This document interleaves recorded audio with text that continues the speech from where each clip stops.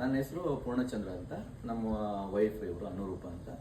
So ನಾವೊಂದು ಚನ್ನಪಟ್ಟಣದಲ್ಲಿ ಒಂದು 30-50 ಸೈಡ್ ಡೈಮೆನ್ಷನ್ನಲ್ಲಿ ಒಂದು ಪ್ರಾಜೆಕ್ಟ್ ಸ್ಟಾರ್ಟ್ ಮಾಡಬೇಕಂತ ಪ್ಲ್ಯಾನ್ ಮಾಡ್ಕೊಂಡಿದ್ವಿ. ಸೊ ಸ್ಟಾರ್ಟಿಂಗಲ್ಲಿ ಇನಿಷಿಯಲಿ ಯಾವ ಕನ್ಸ್ಟ್ರಕ್ಷನ್ ಕೊಡಬೇಕು ಅಂತ, ಯಾಕಂದರೆ ನಾವು ಇಬ್ಬರು ವರ್ಕ್ ಮಾಡೋದಿದ್ದ ಕಾರಣ ನಾವು ಇಲ್ಲದೆ ನಿಂತ್ಕೊಂಡು ಮಾಡಿಸೋಕ್ಕೆ ಆಗ್ತಿರ್ಲಿಲ್ಲ. ನಾವು ಥಾಟ್ ಇದ್ದಿದ್ದೆ ಯಾವುದಾದ್ರೂ ಒಂದು ಕನ್ಸ್ಟ್ರಕ್ಷನ್ ಕಂಪ್ನಿಗೆ ಹ್ಯಾಂಡ್ ಓವರ್ ಮಾಡಬೇಕು ಅಂತ, ಪ್ರಾಜೆಕ್ಟ್ ಹ್ಯಾಂಡ್ ಓವರ್ ಮಾಡಬೇಕು ಅಂತ ಪ್ಲ್ಯಾನ್ ಮಾಡ್ಕೊಂಡಿದ್ವಿ. ಸೊ ನಾನು ಒಂದು 5-6 ತಿಂಗಳು ಸ್ಟಡಿ ಮಾಡಿದೆ. ಒಂದು SND ಕನ್ಸ್ಟ್ರಕ್ಷನ್ ಅಂತ ಸೋಷಿಯಲ್ ಮೀಡಿಯಾದಲ್ಲಿ ನೋಡಿಕೊಂಡು ಅವ್ರ ಬಗ್ಗೆ SND ಕನ್ಸ್ಟ್ರಕ್ಷನ್ ತುಂಬ ಅವಾಗ ಆಲ್ರೆಡಿ ಹೆಸರು ಮಾಡಿದ್ರು ಸೋಷಿಯಲ್ ಮೀಡಿಯಾದಲ್ಲಿ. ಸೊ ಅವರನ್ನೇ ಯಾಕೆ ಪ್ರಿಫರ್ ಮಾಡಬಾರ್ದು ಅಂತೇಳಿ ಒಂದು ಯೋಚನೆ ಮಾಡಿಕೊಂಡು ಆಗ ಅವರನ್ನೇ ಬ್ಯಾಕ್ ಎಂಡಲ್ಲಿ ನಾನು ಸ್ಟಡಿ ಮಾಡಿದೆ, ಬೇಜಾನು ಸ್ಟಡಿ ಮಾಡಿದೆ. ಯಾಕಂದರೆ ಅವ್ರು ಮಾಡಿದ ಪ್ರಾಜೆಕ್ಟ್ಗೆ ಹೋಗ್ಬಿಟ್ಟು ನೋಡಿಕೊಂಡು ಆಮೇಲೆ ಅವ್ರ ಕಸ್ಟಮರ್ಸ್ ಅವ್ರ ಯಾರ್ಯಾರು ಓನರ್ ಇದ್ದಾರೆ ಅವ್ರ ಹತ್ರ ಹೋಗಿ ಮಾತಾಡಿ ಡಿಸ್ಕಸ್ ಮಾಡಿಕೊಂಡು ಆಮೇಲೆ ಅವ್ರ ಮನೆ ಅಲ್ಲಿ ಕೆಲಸ ಮಾಡೋ ಗಾರೆಗಳು ಮೇಸ್ತ್ರಿಗಳನ್ನಾಗಲಿ ಅವ್ರು ಹೆಂಗೆ ಕೋಆರ್ಡಿನೇಟ್ ಮಾಡ್ಕೊಂಡು ಕೆಲಸ ಮಾಡ್ತಾರೆ, ಯಾವ ಥರ ಇದು ಮಾಡ್ತಾರೆ ಅಂತೇಳಿ ತಿಳ್ಕೊಂಡ್ಮೇಲೆ ಸೊ ಪ್ಲ್ಯಾನ್ ಮಾಡ್ಕೊಂಡ್ವಿ. ಸೊ ಯಾವ ಥರ ಹೋಗ್ಬೋದು ಮುಂದಕ್ಕೆ ಅಂತ. ಅದಾದಮೇಲೆ ನಾನು ಮನೆಗೆ ಬಂದು ಸ್ವಲ್ಪ ಯೋಚನೆ ಮಾಡಿದೆ, ಇನ್ನೊಂದು ಯಾರಿಗೆ ಕೊಡ್ಬೋದು ಅಂತ. ಆಲ್ರೆಡಿ ನಾನು ಒಂದು 5-6 ಜನನ್ನು ಕನ್ಸ್ಟ್ರಕ್ಷನ್ ಯಾರನ್ನು ಇಂಜಿನಿಯರ್ಸ್ನನ್ನು ಮಾತಾಡಿಸಿದ್ದೆ. ಸೊ ನನಗೆ ಲೋಕಲ್ ಐಟ್ಸ್ ಬೇಕಾಗಿದ್ದ ಕಾರಣ ಲೋಕಲ್ಗೆ ಪ್ರಿಫರ್ ಮಾಡ್ತಿದ್ದೆ. ಯಾಕಂದರೆ ನನಗೆ ಮೆಟೀರಿಯಲ್ ಆಗಲಿ ಇಮಿಡಿಯೇಟ್ ಸಿಗಬೇಕು, ನನಗೆ 24/7 ಥರ ಸಪೋರ್ಟ್ ಸಿಗಬೇಕು ಅಂತೇಳಿ ಆ ಯೋಚನೆ ಮಾಡಿ ನಾನು SND ಕನ್ಸ್ಟ್ರಕ್ಷನ್ ಚೂಸ್ ಮಾಡಿಕೊಂಡೆ. ಸೊ ಅದಾದಮೇಲೆ ನಾನು ಈ ಪ್ರಾಜೆಕ್ಟನ್ನು ಏನು ಮಾಡಿದೆ ಅಂದರೆ, ಇದು ಪೃಥ್ವಿ ಗಾರ್ಡನ್ ಹರಿಶ್ಚಂದ್ರ ತಗಜ್ಕೆರೆ ವಿಲೇಜಲ್ಲಿ ಬರುತ್ತೆ. ಅಲ್ಲೇ ಒಂದು 30-50 ಸೈಟಲ್ಲಿ ಪ್ರಾಜೆಕ್ಟ್ ರೆಡಿ ಮಾಡ್ಕೊಂಡಿದ್ವಿ.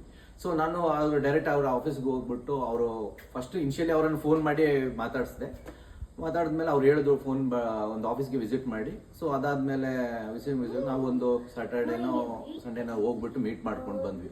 ಮೀಟ್ ಆದಮೇಲೆ ನಮ್ಮ ರಿಕ್ವೈರ್ಮೆಂಟ್ ನಾವು ಅವ್ರಿಗೆ ಕ್ಲಿಯರಾಗಿ ಹೇಳಿದ್ವಿ. ಯಾಕೆಂದರೆ ನಮ್ಮ ಇನಿಷಿಯಲ್ ಪ್ಲ್ಯಾನ್ ಇದ್ದಿದ್ದೆ ಒಂದು ಗ್ರೌಂಡ್ ಫ್ಲೋರ್ ಮತ್ತು ಫಸ್ಟ್ ಫ್ಲೋರ್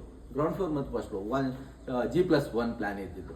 ಸೊ ನಾವು ಏನಂದರೆ ಇದನ್ನು ತುಂಬ ಮುಂದಕ್ಕೆ ನಾವು ಎಕ್ಸ್ಟೆಂಡ್ ಮಾಡ್ಕೋಬೇಕಾದ್ರೂ ನಾವು ಬೇಸ್ ಫೌಂಡೇಶನ್ ತುಂಬ ಸ್ಟ್ರಾಂಗ್ ಆಗಿರ್ಬೇಕಂತೇಳಿ G+5 ಅಂತ ಪ್ಲ್ಯಾನ್ ಮಾಡ್ಕೊಂಡಿದ್ವಿ.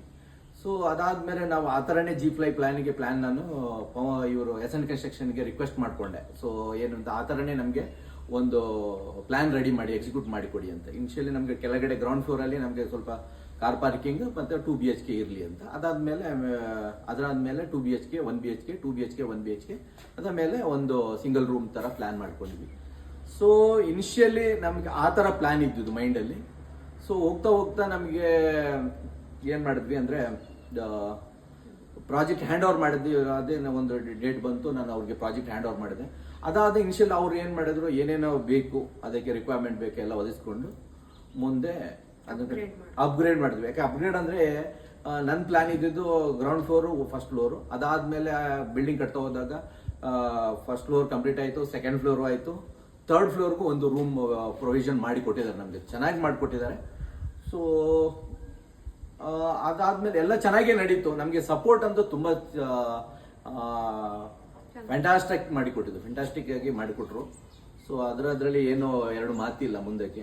ಪವನ್ ಸರ್ನ್ನು ಯಾವುದೇ ಕಾರಣಕ್ಕೂ ದೂರುವಂಗಿಲ್ಲ. ಪವನ್ ಸರ್ ಆಗಲಿ SND ಕನ್ಸ್ಟ್ರಕ್ಷನ್ ಆಗಲಿ ದೂರ ಮಾತಿಲ್ಲ. ಸೊ ಅವರ ಲೇಬರ್ಸ್ಗಳಾಗಲಿ, ಆಮೇಲೆ ಅವರನ್ನು ಅವರು ಹಾಳುಗಳನ್ನಾಗಲಿ ಚೆನ್ನಾಗಿ ನೋಡ್ಕೋತಾ ಇದ್ರು. ಎಲ್ಲ ಯಾವುದೇ ರೀತಿಯಲ್ಲಿ ತೊಂದರೆ ಮಾಡೋದಾಗೆ. ಸೊ ನಮಗೆ ನಮ್ಮ ಬಿಲ್ಡಿಂಗ್ ತುಂಬ ಅದ್ಭುತವಾಗಿ ಬಂದಿದೆ. ಆದರೂ ಅದಾದಮೇಲೆ ನಮಗೆ ಇಂಟೀರಿಯರ್ಸ್ ಮಾಡಬೇಕಿತ್ತು. ಮನೆ ಒಳಗಡೆ ಇಂಟೀರಿಯರ್ಸ್ ತುಂಬ ಫ್ಯಾಂಟಾಸ್ಟಿಕ್ ಆಗಿ ಬಂತು. ಯಾಕಂದರೆ ತುಂಬಾ ಚೆನ್ನಾಗಿ ಬಂತು. ನಾನು ಎಕ್ಸ್ಪೆಕ್ಟ್ ಏನು ಮಾಡಿದೆ ಅದಕ್ಕಿಂತ ಹೆಚ್ಚಾಗಿ ಚೆನ್ನಾಗಿ ಮಾಡಿಕೊಟ್ಟಿದ್ದಾರೆ. ತುಂಬ ಫೈನಲ್ ಸ್ಟೇಜ್ ನಮಗೆ ಏನೇ ಅಂತ ಹೇಳಿದ್ರೆ ಕೀ ಹ್ಯಾಂಡ್ ಓವರ್ ಮಾಡೋದು. ಅದು ನಮಗೆ ತುಂಬಾ ಖುಷಿ ಆಗ್ಬಿಡ್ತು. ಯಾಕಂದರೆ ಅಷ್ಟು ಚೆನ್ನಾಗಿ ಬಂತು ಮನೆ. ಎಲ್ಲರೂ ನಮ್ಮ ರಿಲೇಷನ್ಸ್, ಫ್ಯಾಮಿಲೀಸ್ ಎಲ್ಲರೂ ಅದ್ಭುತವಾಗಿ ಮನೆ ಬಂದಿದೆ, ಯಾರು ಮಾಡಿ ಕೊಟ್ಟಿದ್ದಂತ ಕೇಳಿದಾಗ ನಾವು ನಮ್ಮ ಹೃದಯದಿಂದ ನಾವು ಡೈರೆಕ್ಟಾಗಿ ಹೇಳಿದ್ವಿ SND ಕನ್ಸ್ಟ್ರಕ್ಷನ್ ಇಂತಾನೆ ಅಂತ ಹೇಳಿದ್ವಿ. ಅವರು ಪವನ್ ಸರ್ ಏನಿದ್ದಾರೆ ಅವ್ರು ಕೂಲ್ ಅಂಡ್ ಕಾಮ್, ಏನ್ ಕೇಳಿದ್ರು ಯಾವಾಗ್ಲೂ ಇಲ್ಲ ಅಂತ ಹೇಳಲಿಲ್ಲ. ಸೊ ನಮಗೆ ಹೆಂಗ್ ಬೇಕೋ ಇದ್ ಬೇಡ ಸರ್ ಅಂದ್ರೆ ಓಕೆ ಅದ್ ಬೇಡವಾ ನೆಕ್ಸ್ಟ್ ಆಪ್ಷನ್ ಮಾಡಿ ನೋಡಿ ಹೇಳ್ಕೊಡ್ತಾ ಇದ್ರು. ಸೊ ಮಾಡಿ ಹಾಗೆ ಕೊಟ್ಟಿದ್ದಾರೆ ಕೂಡ. ಸೊ ಚೆನ್ನಾಗೂ ಬಂದಿದೆ ಮನೆ, ಎಲ್ಲರೂ ಕೇಳ್ತಿದ್ದಾರೆ. ಇವಾಗ ನಮ್ಮ ರೆಫರೆನ್ಸ್ ಅಲ್ಲಿ ಕೆಲವ್ರು ಕೇಳಿದ್ದಾರೆ, ಕೊಟ್ಟಿದ್ದೀವಿ. ಸೊ ಇನ್ ಮುಂದಕ್ಕೂ ಏನಾರ ಆ ಥರ ಬಂದಾಗ ಡೆಫಿನೆಟ್ಲಿ ಅವ್ರಿಗೆ ನಾವು ರೆಫರ್ ಮಾಡ್ತೀವಿ.